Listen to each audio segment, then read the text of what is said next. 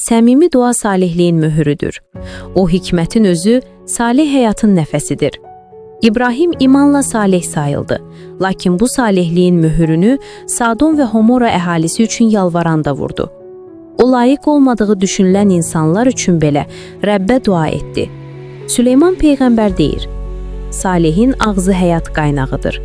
Deməli dua həyat gətirir. Başqa bir yerdə yazılır ki, salihin ağzından hikmət çıxar. Deməli dua hikmətdir. Və yenə oxuyuruq. Salihin ağzı hikmətlə çiçəklənər.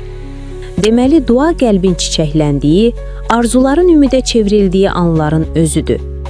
Salihin təməli əbədi həyatdır ayəsi göstərir ki, dua əbədi həyatın təməllərini qoyur. Həm dua edən üçün, həm də dua edilən üçün. Və yenə yazılır, salihin evi dağılmaz. Bəli, əbədi təməl üzərində qurulan ev əsla dağıla bilməz. Duanın mükafatı varmı? Bəli, salihin mükafatı həyatdır. Deməli, duanın mükafatı Rəbdə əbədi həyatdır. Bəs dua edənin qəlbində nə baş verir? Yazılır ki, salihin evində xəzinə yaşar.